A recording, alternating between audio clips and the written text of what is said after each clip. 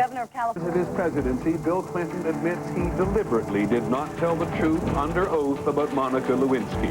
His lawyer's license will be suspended, but he will not be indicted. This matter is now concluded. May history and the American people judge that it has been concluded justly.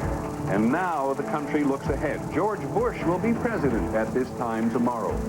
The celebration gathers steam. ABC's Brian Ross tonight on the biggest spenders. And the newest First Lady, very strong and not always quiet. From ABC, this is World News Tonight with Peter Jennings. Reporting tonight from Washington. Good evening, everyone. This would have been a big day in Washington under any circumstances. The last night in the White House for President Clinton and his family, the eve of another Bush era, the first son to follow a father into the White House since the 1820s. And yet this day will surely be remembered because Bill Clinton finally admitted that he didn't tell the truth under oath about Monica Lewinsky. The scandal pursues him to the end. Mr. Clinton and the independent counsel Bob Ray have finally made a deal. Mr. Clinton owns up, and he doesn't get indicted, though there are consequences. Jackie Judd, who has covered the Lewinsky case from the very beginning, has the details. Jackie. Peter, these matters are now concluded. With those words from the independent counsel, the president was out from under the threat of an indictment in the Lewinsky scandal. Mr. Clinton admitted he knowingly violated a judge's order during the Paula Jones deposition to, among other things, testify truthfully. At any time, have you and Monica Lewinsky ever been alone together in any room in the White House? I think I testified to that earlier. I think that there isn't, I have no specific recollection. But as part of the deal, there was no admission of perjury, but through his spokesman, the president did for the first time admit that some responses were false. I tried to walk a fine line between acting lawfully and testifying falsely, but I now recognize that I did not fully accomplish this goal. Clinton's longtime lawyer, David Kendall, insisted even now Mr. Clinton had not crossed the line. He did not lie. We have not admitted he lied, and he does not do so today. Negotiations between Kendall and independent counsel Robert Ray heated up several weeks ago. Kendall was under some pressure because Ray was considering asking a grand jury for an indictment against Mr. Clinton after he left office. They concluded with today's artfully worded agreement. The nation's interests have been served, and therefore I decline prosecution. Mr. Clinton was facing possible disbarment for his deceit in the Jones case. Instead, he agreed today to have his law license suspended for 5 years and to pay a $25,000 fine. I trust that the decision made today meets the expectations of the American people and demonstrates sensitivity to our constitutional system of government. President Clinton, who was not seen in public today, gave his spokesman the final word. I hope my actions today will help bring closure and finality to these matters. Peter, the timing of this announcement one day before the president leaves office was no accident. A source says that Robert Ray felt that because Mr. Clinton's conduct occurred while in office, it ought to be dealt with while he was still there. Thank you very much. Jackie Judd, who's covered this story, as I said, from the very beginning. The president's exercise of power is rapidly shrinking. He has very little time left in which to make decisions which will actually count. One of the things he has been considering today are the issuance of numerous pardons. ABC's John Cochran is at the White House tonight. John, it hasn't actually been made public, but who are they considering in these final hours? Well, it's a cliffhanger here. The president knows more about his own fate tonight, but he is agonizing, we are told, in the residence of the White House over the fate of others, including some old close friends from Arkansas. Some of these people being considered for pardons are not in prison, but they still want a pardon. For example, Webster Hubbell, a former Justice Department official from Arkansas, convicted on several accounts, including tax evasion. During all of his troubles, he was loyal to the Clintons. Same with Susan McDougal, who served some of her time in jail for contempt because she simply refused to testify about the Clintons. A former member of the president's cabinet, Housing Secretary Henry Cisneros, had pled guilty to lying to the FBI about the amount of money he gave to his mistress. Some under consideration for pardons have no particular connection to the Clintons, such as Michael Milken. Of course, he is known as the junk bond king from Wall Street, no longer on Wall Street.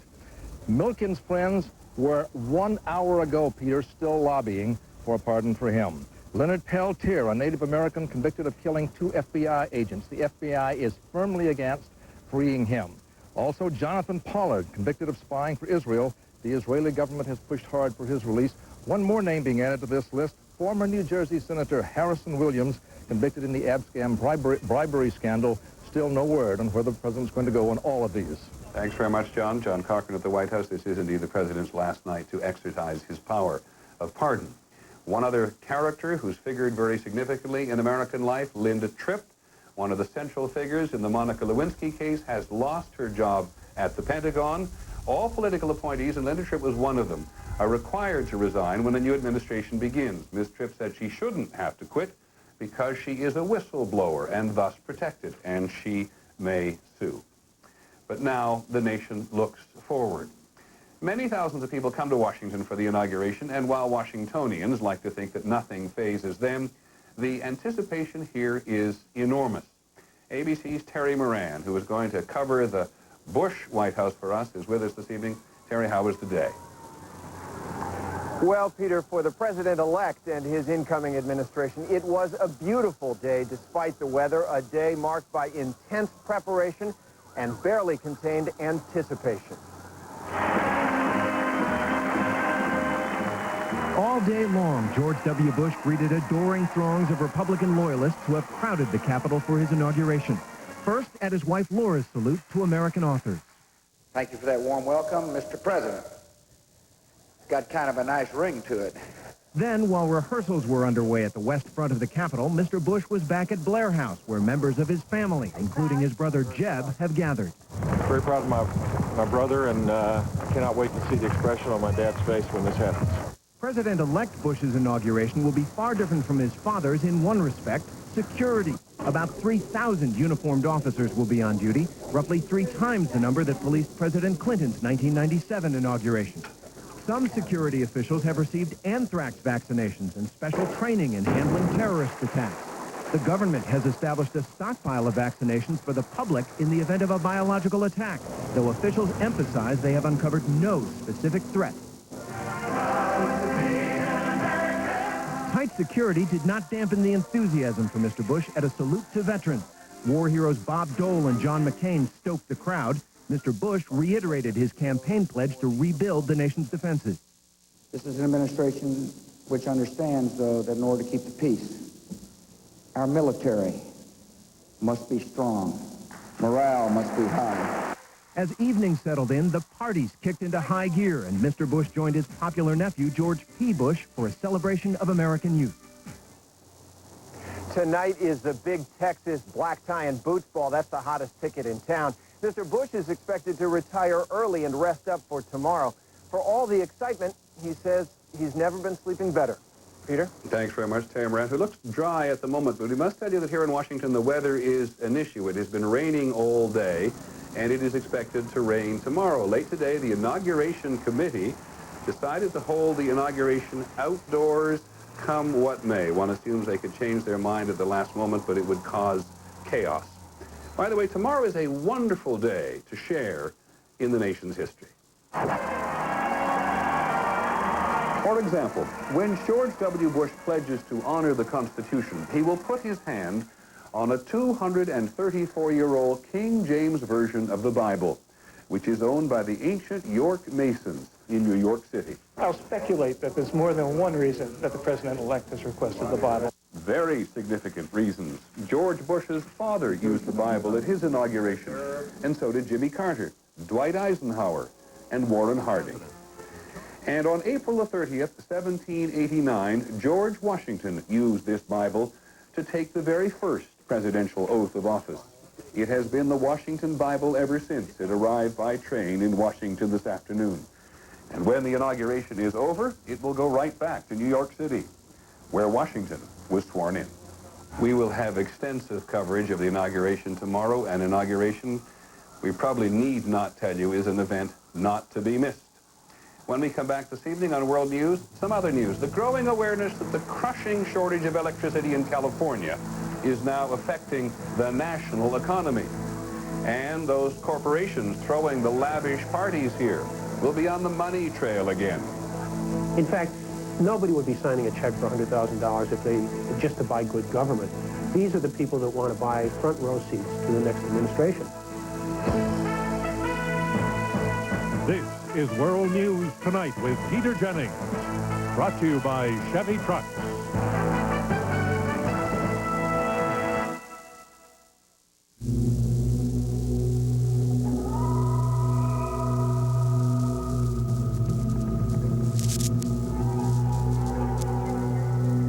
Introducing the all-new Chevy Tahoe.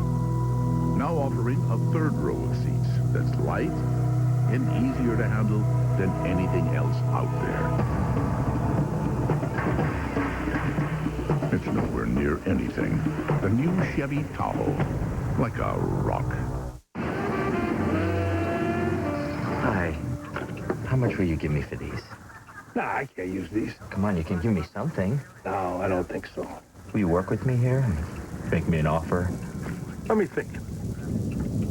No. What will you do with all your old antacids now that there's new Pepcid Complete? It's the only one that starts to neutralize acid in seconds and lasts for hours, all with a single tablet. New Pepcid Complete. Just one, and heartburn's done. Hey, Jerry Stiller. Where did you come from? Enjoying your Post-Raisin Bran? Every morning. Know how many bowls of that it'd take to equal the vitamin nutrition in just one bowl of Total Raisin Bran? I bet you're going to tell me. 4. Holy moly. Total Raisin Bran has 100% of 11 vitamins and minerals. Now including 100% calcium. I'll take the Total Raisin Bran. Now you're Mr. Nice Guy. I want you out of here. The Total can stay. Total. Now with 100% calcium. I've got a client. A single woman who's 59 years old. She'd planned to retire at 62. I figured out that with a combination of annuities, she could do it 3 years sooner. To give somebody an extra 3 years of freedom to do whatever they want, that's a great feeling. You're in good hands with Allstate. Mine. Phil Jackson was never the coach of that team. Jordan was the one they feared. Sports Century, the top 50 and beyond. Weeknights at 8, only on ESPN Classic. The Marine Corps said today that the commander of the controversial Osprey aircraft fleet has confessed. He did ask his subordinates to falsify maintenance records. Lieutenant Colonel Fred Lieberman's behavior was caught on audio tape.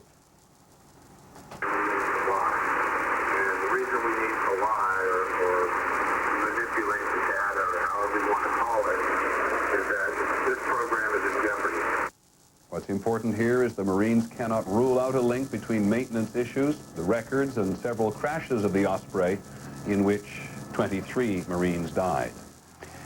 In California today, a state commission ordered California utilities to keep supplying electricity even though the utilities say they're on the verge of bankruptcy.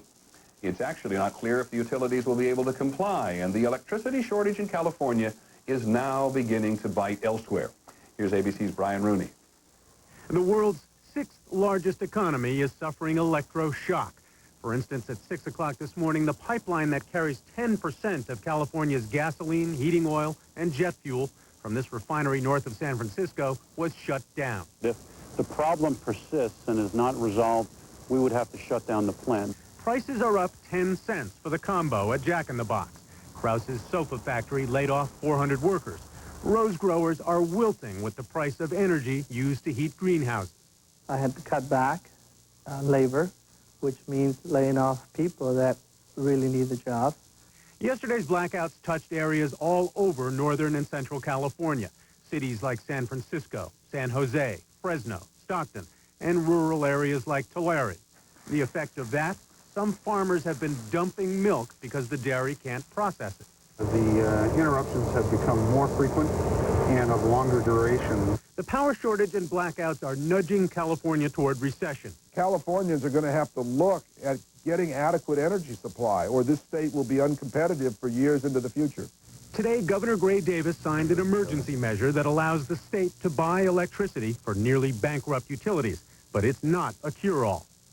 Please, if you leave a room, turn off the lights. The California economy is beginning to shake. And when that happens, it may not be long before the national economy feels it as well. Brian Rooney, ABC News, Los Angeles. In the Philippines today, President Joseph Estrada is barely hanging on to power. Anti-Estrada protests in Manila have grown larger and larger since Mr. Estrada's impeachment trial on corruption charges fell apart because of a technicality 3 days ago. But a deadline imposed by his own government officials for him to leave peacefully has just passed, and Mr. Estrada is still holed up in the presidential palace. When our broadcast continues from Washington tonight, the big spenders at the inauguration.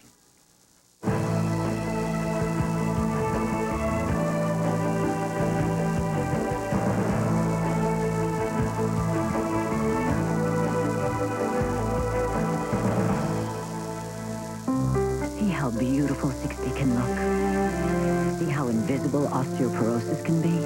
If you're over 60, there's a nearly 1 in 2 chance you have it. So ask your doctor about a bone density test and treatments that can help. There's a place where all people come together to enjoy friends and the good food of life. It's got to be Applebee's. Oh my, Applebee's steak toppers, tender top sirloin decked out in your choice of South Philly cheese, Louisiana pepper char grill, or ooh-wee, Carolina pitch barbecue mama. It's got to be Applebee's.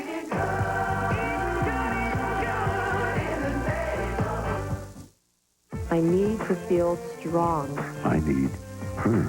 Because we all need something different to feel our best. One A Day has created different formulas. One especially for women. One for men. One for people over 50. One A Day. We've got just what you need. If not you. If not here. If not now.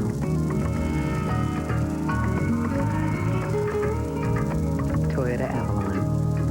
Our most luxurious, most advanced sedan ever. Deferred gratification is highly overrated.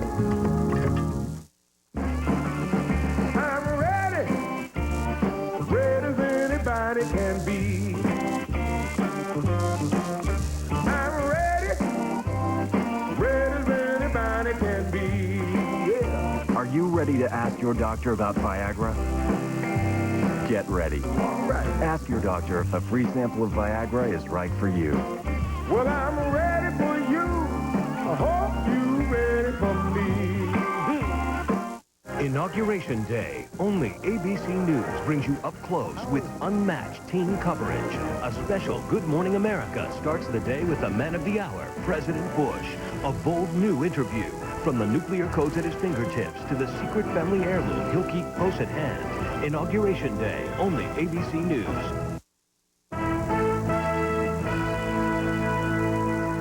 Every inauguration has its share of big spenders. All the parties in the inaugural balls are one way of giving back to those who gave in the first place. And at every great political event, we try to keep an eye on the really big spenders and the politicians they are cultivating. ABC's Brian Ross was on the money trail of the conventions, and he is here in Washington tonight. The same corporate executives and wealthy individuals whose money helped elect George W. Bush have been quick to put up some $35 million more to pay for his official inaugural parties and ceremonies. Wayne Newton and all. The fundraising for the inauguration is like the last call at the bar. Last round of drinks, fellas. The 2000 election is closing down. This is your chance to put some money in. Election finance laws don't apply to the inaugural, and among those initially listed as giving $100,000 was an official of a foreign country. This man, Issam Faris, a deputy prime minister of Lebanon, who has close ties to the Bush family. Well, I wanted to ask you some questions about the money given to the inauguration. No, I'm sorry. Faris refused to talk about the issue last night as he returned from a black-tie inaugural dinner. But the inaugural committee now says the money actually came from Faris's son, a Texas businessman, who sought to honor his father by listing him as an inaugural donor. These kind of contributions really do raise questions. How many other people are out there trying to win influence with the new administration by sending along a nice little note and a check for $100,000? In addition to paying for the public events, Corporate CEOs have also flocked here, as they no doubt would for a Democratic administration, to quietly wine and dine behind the scenes. The camera's got to move. Such as the private party the Philip Morris Tobacco Company threw for new Republican Senator George Allen of Virginia. As I understand it, it's Philip Morris doing it. They're a wonderful corporate citizen. Or the closed lunch the Republican Party arranged for big donors to meet with Bush cabinet nominees. No, it's closed to the press. How did you get upstairs? The reality is that even if Al Gore had won this election, we would still be seeing the same thing going on. Both parties? Both parties do it. Lots of companies will be throwing parties this weekend, including ABC News. But the most lavish so far was General Motors' party last night in honor of its chief lobbyist, Andrew Card, who is about to become the White House Chief of Staff. Does this suggest that GM is showing off? We've now got the inside track of the Chief of Staff? No, actually, what we're trying to do is recognize Andy's great help when he was with us.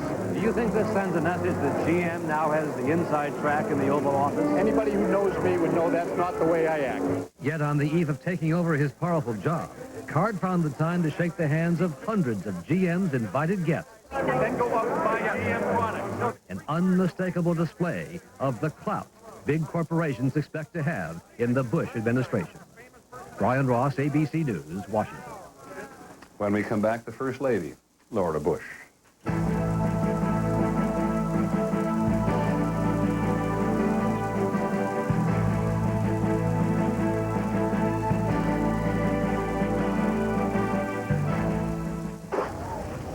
I hate this cold, dry weather. Makes my scalp itch worse.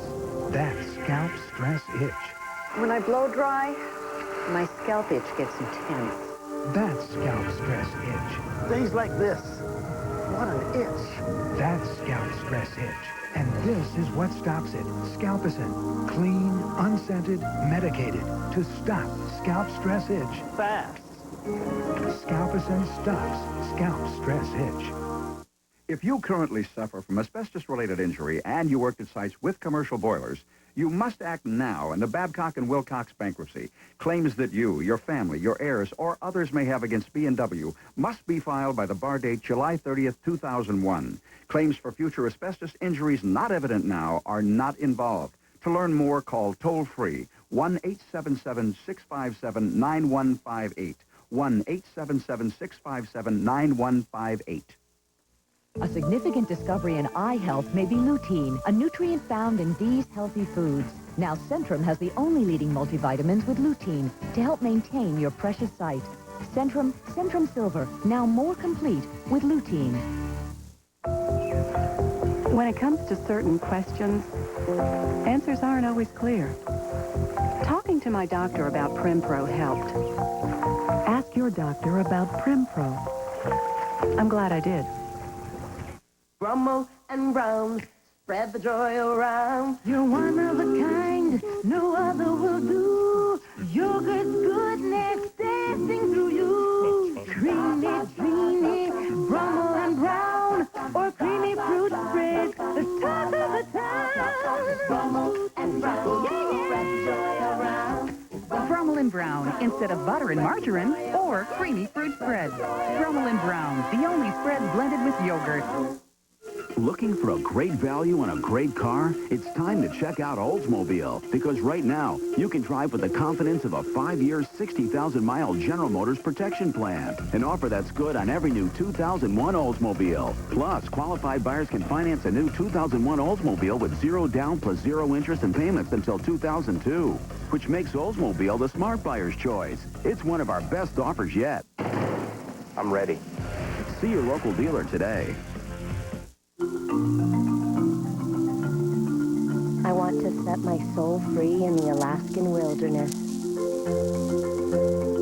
I want to mix glaciers with champagne on our private balcony. I want to postpone dinner until after the show. I want personal choice cruising. Princess, I want to go back where I belong. Hi, I'm Steve Dunn. Coming up next on K2 News at 6:30, exclusive survey results on President Clinton's final day. Portlanders sound off on the lasting legacy of his White House term. And they've become a powerful pair. Meet a brother and sister taking on local power problems by helping out families in need. K2 News is coming up next. Finally this evening, a whole new life together and more attention than she has ever had. George W. Bush has often said of his wife that she's the best wife for his line of work and that she doesn't try to steal the limelight. Mrs. Bush did make some news today by saying that she did not believe that Roe versus Wade, which guarantees a woman's right to have an abortion, should be overturned. We've seen before, especially with Mrs. Clinton, that a First Lady can be many things. And as ABC's Michelle Norris reports tonight, Mrs. Bush will surely find her way. Our favorite First Lady of Texas, Laura Bush. America has come to know Laura Bush as the dutiful political wife. Thank you all very much. A shy but solid presence. I think she's had an enormous influence on George. Very strong in a quiet way. And they're very close. For George W. Bush, the Rock of Gibraltar in a rocky campaign year. A guiding influence behind the scenes. She advises her husband on strategy and image. George W. Encouraging her husband to loosen up for Oprah Winfrey, a turning point in the campaign. Adair Margot is a close friend from Texas. She says the public image of the shy and straight-laced spouse is not complete. People can't see kind of the liveliness of her. The Laura Bush she knows is highly spirited and highly spontaneous, once surprising friends while on a nature walk. After this hot hike, I think that water looked so refreshing. She just jumped right in, plunged in with all of her clothes. And then all of us followed. A woman with a secret preference for greasy spoons. She loves eating in dives. And when she comes to El Paso, we go to a car wash to eat, where you get your car washed and you eat at the same time. I mean, she's not someone that I see as who's clamored after power or attention. Laura Bush was working as a school librarian when she married George W. Bush. She gave up her career to focus on motherhood, but she never lost her love of literature and learning, sure to be her signature issues. As she moves into the White House, there may be some surprises. What happens with so many of these women when they enter this role and realize the national platform they have, they absolutely blossom. And as that happens, the public may well realize that this Texas rose is no wallflower. Michelle Norris, ABC News, Washington. And tomorrow, just outside the most revered building in the United States, the Capitol building, Mrs. Bush and Mr. Bush will become the first couple of the land. Our coverage will begin tomorrow morning at 7 a.m. Eastern Time. It's going to be a great day. Barbara Walters will talk to Mr. Bush on 2020 tonight. And don't forget Nightline. That's World News Tonight. I'm Peter Jennings. Good night from Washington.